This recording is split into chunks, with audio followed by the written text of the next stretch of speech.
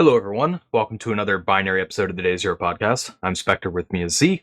Today, we have a follow up post on what Trail of Bits calls divergent representations when it comes to signedness, coming off of the back of the SQLite issue we covered recently, a Chrome UAF, and an unauth Stack Overflow and some Netgear routers. A bit of housekeeping first, though. We want to let you guys know, especially here on the binary podcast, that we'll be covering some Hexacon talks on Saturday. That'll be at 6 p.m. Eastern and 3 p.m. Pacific. And the reason I'm putting emphasis on it in this episode is because there's some really cool binary focused talks from that conference. So if you like the binary episodes, you'll probably like those talks and will want to tune in. So keep a lookout for that. And yeah, with that said, we'll get into the Spot the Vuln solution as well, which was based on some of the stuff we talked about from DEF CON talks.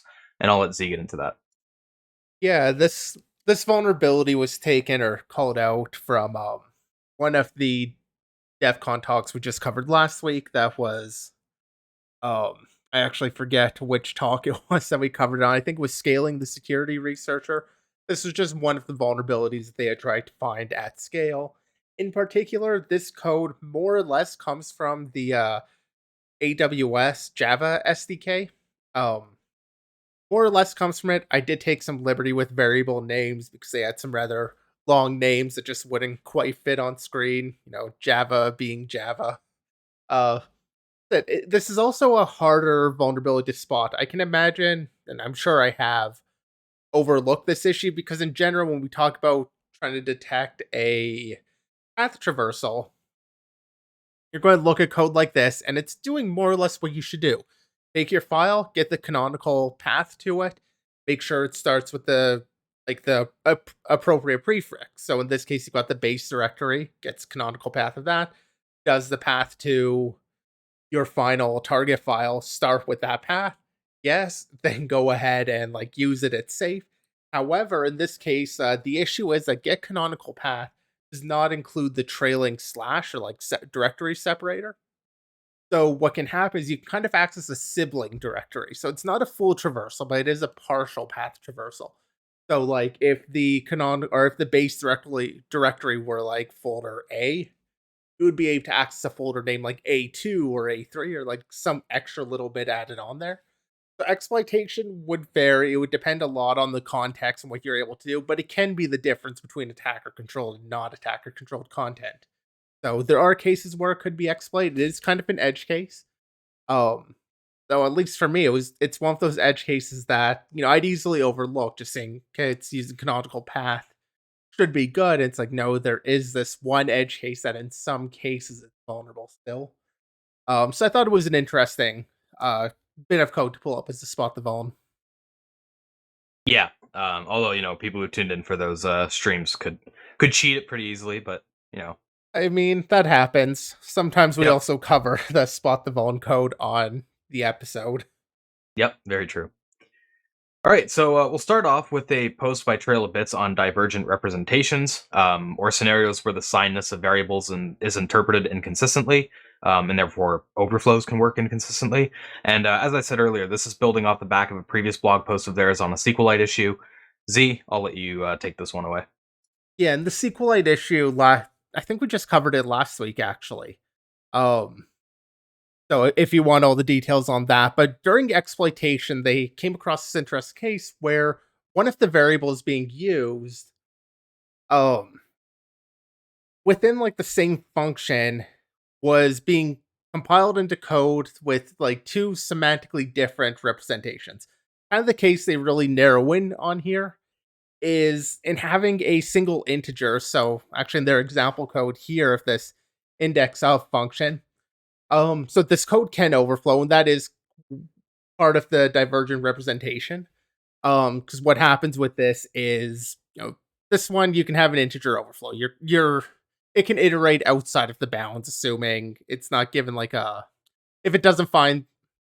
Sorry, let me back up. What the code does is just a for loop, starts with I equals 0, runs through the buffer looking for a target character. Of course, because there's no null check in there, there's no other check besides the target character, it can go out of bounds, or more importantly for this, the I value as it keeps incrementing can either wrap or just overflow. You'll have an integer overflow. And how the compiler decides to treat that I value can vary and can even have as they call here, divergent representations, where in one place it might be treated as, as it's actually written here, as a signed integer, but it can also just be treated as, for optimization reasons, can be treated as like a 64-bit integer. Um, they talk about this as being compiled in 32-bit. They use kind of going that route on it, but it's just an interesting case where you can have index of being used. And actually, this whole line of code, apologies for those of you just listening, where you have a buffer and it's saying the index of the target, and you would expect that to be equal to the target value, so whatever it was looking for. But because of this divergent representation, where one of them gets treated as like an unsigned int, the other signed int, despite kind of being the same variable, int I being returned, and int here, effectively they found Clang, when you're using optimization level 1 or higher, will just introduce these divergent representations. Well, So it mostly in only specific cases.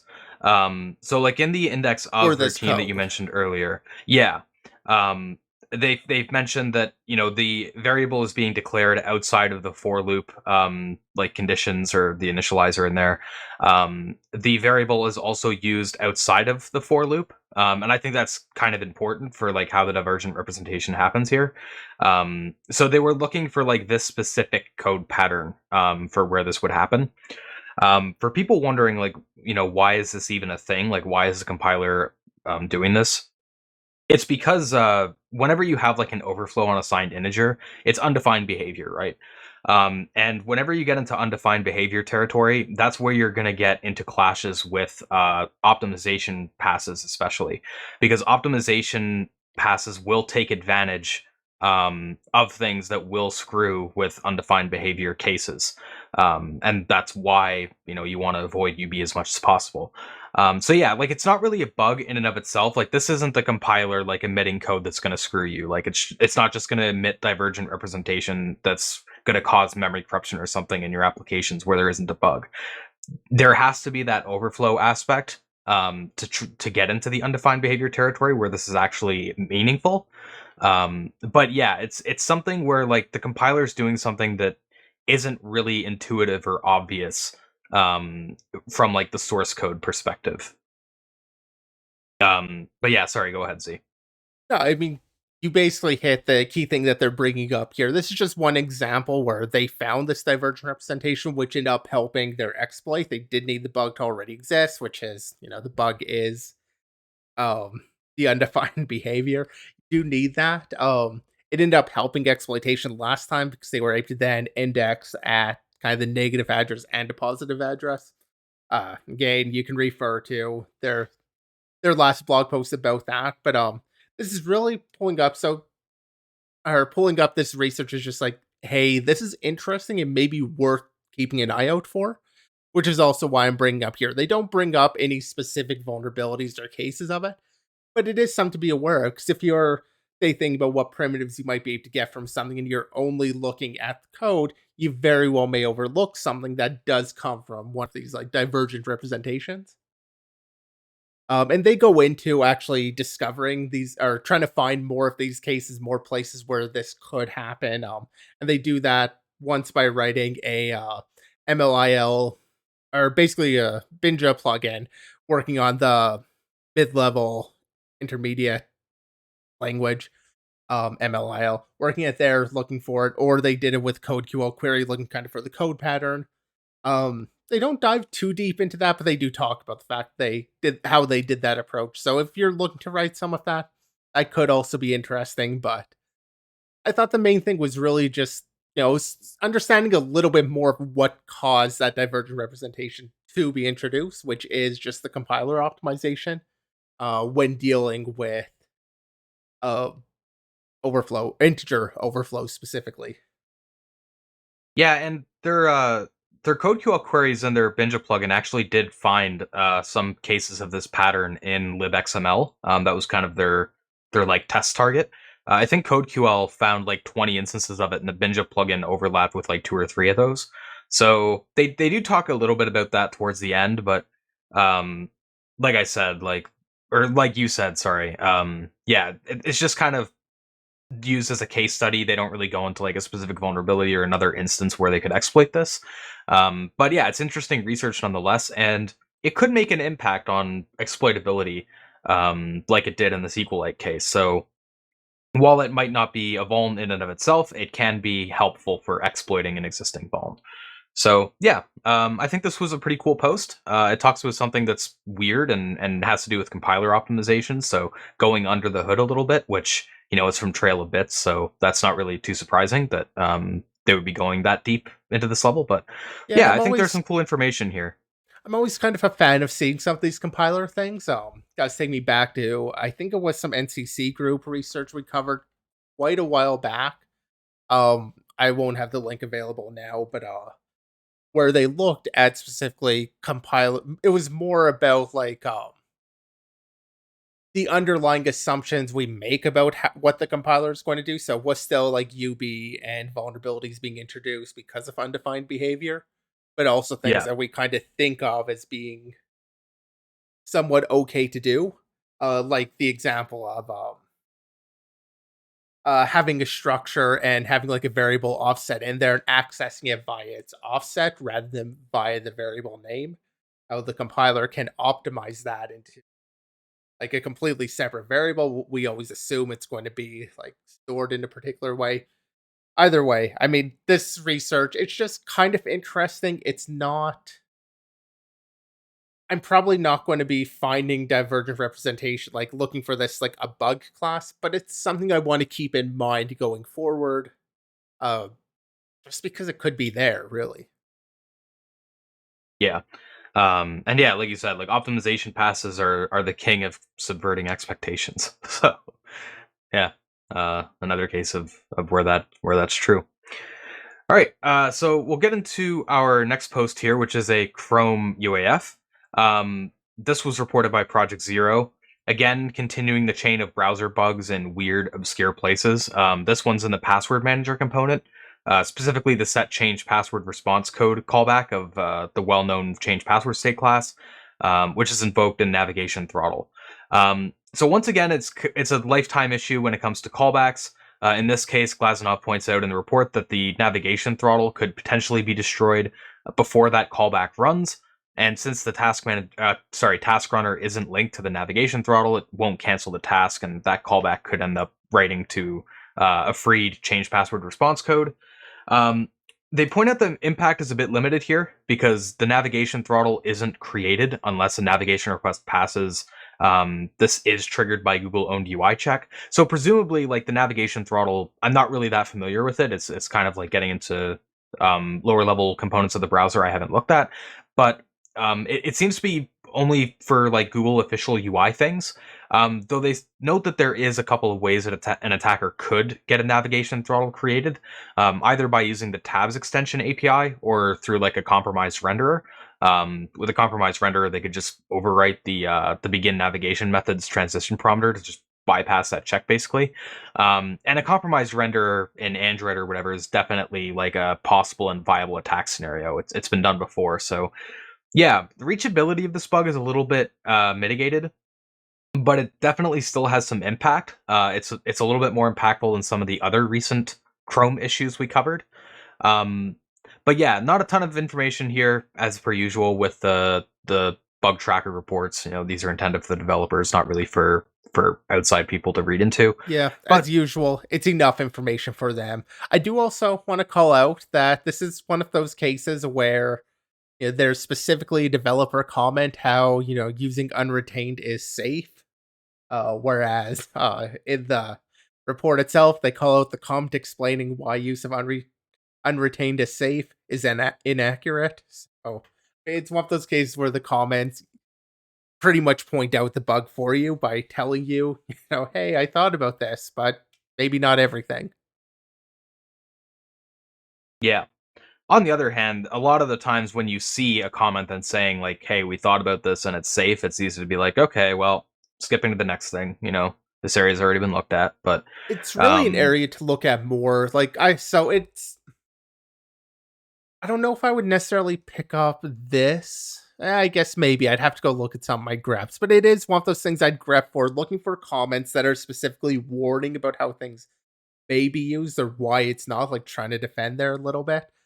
So the keyword safe might have been picked up for me. I don't remember if I what some of my greps look like, but I feel like it's something that does call extra attention to it because they're aware of a potential issue, and maybe they're completely accurate on what they're saying, and like it's fine. But it is one of those cases where the comment at least draws some attention towards it, even though, like I said, you could think, well, they've already thought about it. And sometimes the comments go into a bit more detailed, but I don't know. This one, like, you would be able to then go and see, like, is this true about the navigation throttle um only being continued after the callback finish? And like, of course, I found no, there were issues there. Yeah, it's good So to it check gives the you the assumptions. condition. Yeah, it gives you the condition you need to actually check so you can validate these comments. Yeah. So yeah, it could be kind of be taken either way in this case.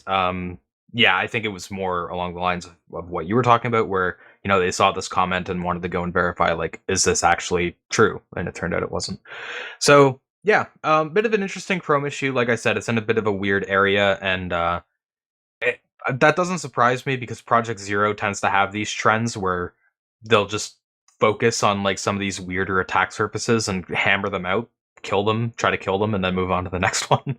It's kind of like the Reaper at the door meme, where they just keep going to different components of a particular piece of software and trying to kill all the bugs out of it. At least until the code changes and more bugs are introduced. But yeah, so yeah, just kind of continuing on that, thought it was worth mentioning because this, like I said, this seems like it has more impact than some of the other Chrome issues, but yeah, there is the POC there and everything if you want to play around with it, but this does require like delving into some of the browser internals to be able to understand well enough to try to exploit it and whatnot. So yeah, if you're looking to get into that, this might be a good case study to go off of.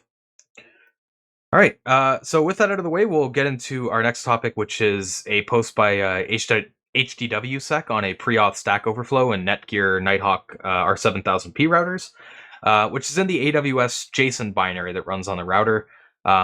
Importantly, this can be exploited from WAN via malicious DNS redirect or some other form of redirect, as it happens when fetching a JSON payload from this device location ngxcld.com endpoint to get the device location. There, the typical JSON response will, for those who are watching, you can kind of see it on the screen here. It just contains like the time zone, country, region, etc. Your standard location information. And even though it sends that request using HTTPS through curl, they use the -k option, which explicitly prevents cert validation. So, yeah, if somebody can get in like a man in the middle position and redirect to a malicious endpoint, um, they could serve arbitrary contents there. And it seems the binary is just doing like stir copy calls to copy the JSON fields into the destination buffer on the stack. And obviously, because it's stir copy, there's no length check or max length or anything, so you can easily get an overflow there. It seems this binary also isn't position independent, and so ASLR isn't really a factor. So yeah, exploitation is easy. You could just smash the return pointer with a known gadget, and in this case, there was a system gadget that was pretty easy to use. Um, so yeah, pretty straightforward vulnerability, not really that interesting. It is kind of interesting that the binary was running like as non-position independent code and whatnot, because And as root. otherwise, that too. Running as root, using stir copy. Well, I mean, without checking for any null bytes. I thought the exploitation was a little bit fun, where you have the stack over, or you have the buffer overflow. Yeah, I guess it is stack. Hit it twice to actually perform their exploit. Little fun, but yeah, I mean, there aren't any of the mitigations here. It is a straightforward exploitation. Uh, First overflow was to write like their system command, and then the second one to actually call system. Um, Yeah. So basically, getting into that, I'll pull up their gadget for anyone who's watching. For those listening, it's ARM, so it's a move R0 stack pointer, move stack pointer into R4, and then branch to system. So basically, what they're doing there is, they're able to get a stack pointer or a stack buffer passed into system. So they exploit this twice because of all these stir copy calls. They have like multiple points of exploitation. So their first exploit, gets their command on the stack, and then their second one actually invokes that system gadget. So it's a little bit interesting of how they like exploit the buffer overflow twice. It's a bit of a weird situation. But yeah, like I said, it's really dumb that this binary isn't position independent, because if it was, this bug probably wouldn't have been exploitable on its own. And a remote info leak of like a router or something is not very trivial. So it probably would have like heavily mitigated this exploit, but it's routers. What can you expect, I I guess? mean, these mitigations like ASLR and Pi um, would mitigate a lot of issues, especially in like this IoT realm. Yeah. And yet they Um, just don't do. And the fact that this is running as root is kind of crazy too. yeah, there's basically zero defense in depth here. um, so that's why they were able to take this really straightforward, like 1990s style Stack Overflow and fully exploit it for code execution remotely. Well, speaking of defense in depth, it's like anti-defense in depth because they turn off like getting the data and the certificate check. They turn off the certificate check. That's Like true. that Yeah, there's multiple fail points here. like this isn't even just being insecure and like, oh, they had an issue. This is they turned off the aspects that legitimately could have protected them here. Because like if they had this issue, like you if they didn't disable the HTTPS check, and I don't know why they did the disable it because that should pretty much always pass, unless I guess the one case would be some sort of like proxy in between that all traffic has to go through, or something like that that the router gets configured to use, and it rewrites the cert. But then you should just give it the right install with the cert. I don't know. It's weird for sure. It Um, feels like, yeah, a weird thing because I believe this is the Max Mind. Um, like they're like a data broker. They have all the information like who owns what IPs, and like you can resolve an IP to location. I'm pretty sure that's like their URL. So like it's not like they're going to suddenly not use a valid cert or something. Like it's going to be signed. It's going to be fine. So disabling it doesn't make sense. And yeah, if you had to deal with that, this would be much harder to exploit. yeah, usually we try to play a bit of devil's advocate and like theorize on why some things went wrong, but in this case, I don't know. Playing devil's It's advocate by this router. yeah. That's what the devil would want. Oh Yeah. no, I mean we see this a lot with routers, so fair enough. But yeah, Not I thought it really was a quite fun this bad though. exploit though. Just the double overflow makes it a little bit fun, a little bit interesting. I'll be honest, this was a bit of a slow week when it came to finding bugs. So Yeah, like you said, like the issue isn't really that interesting, but the scenario is pretty interesting. It's not super often you see like a remotely exploitable Stack Overflow like that can just be exploited on its own to get code execution so easily. So it's notable for that reason. All right, so that's most of the full topics that we have to cover this week. We do have a few shoutouts. The first of which is write up on the Netfilter bug. Now, the reason we didn't do full coverage of this is because we actually already covered this vulnerability. Um, I meant to look up the do you know which episode we covered it on, Z? I meant to look this up, but I forgot. I did not look it up. Damn. Okay. But yeah, it was PQL's vuln that we covered. I believe it was like a couple weeks ago. Um, in Netfilter. This write up is mostly talking on the exploitation. And for what it's worth, this article also links off to that post. Um, but yeah, so it talks more about like the exploitation, delving into like the types of primitives you can get and the exploit strategy. Since it's the vuln that we have already seen, yeah, we didn't want to do full coverage of it, but I think there is some really good information here for like the Linux kernel exploitation. So wanted to shout it out for anyone that might be interested by that. It's always good to have more resources on stuff like that. So yeah, just wanted to give it a quick shout out. And Z, I think you have a shout out as well, which I'll let you get into, and then we'll wrap it up. Yeah, kind of a few shoutouts, at least in a sense here. I don't want to dive into these issues, but it's kind of following up on when we talked about the Windows registry issue a couple weeks ago, where we walked through one of these. Uh, Effectively, same person has gone and found and reported on a few other issues. A lot of these seem to be, using this case as a very long registry path, type confusion with some of the keys, and another out of bounds read with a long registry key name and value. So feeling very similar, and it just feels like an area where if you want to do some Windows kernel research, might be a place to go look at. Might be a place where there's still some bugs to find, or Project Zero has found them all already, and you're kind of out of luck. But I don't know. Seems like an interesting area to look, because we've had issues kind of leaking out. I think James Forshaw was finding some in the registry stuff, although those were more some escape things. He was finding some before these few that came through too. So I don't know. It seems like an interesting area to look at. So I figured I'd call out these few reports that came out. All right, cool. So with that out of the way, we'll go ahead and wrap it up. Sorry the show was a bit shorter, but like Z said, it was a bit of a weird week for topics. Not a ton of like interesting attacks came out, but Yeah, there were a um, bunch of topics that were kind of out there, but as I read them, it's just like kind of the same old thing that we've already covered. Although, if I missed something, I'd be happy to have somebody point it out. yeah, and we can cover it next week or something. Yeah. So yeah, with that said, thanks everyone who tuned in. You can catch the VOD on Twitch immediately or on other platforms like YouTube tomorrow. If you want to join our Discord and follow us on Twitter, links for those are down below or in the chat. Once again, we'll be doing the Hexacon talk coverage on Saturday at 6 p.m. Eastern, 3 p.m. Pacific, and notifications for that will go out on Twitter and Discord, so make sure to check those out. And yeah, we'll see you then.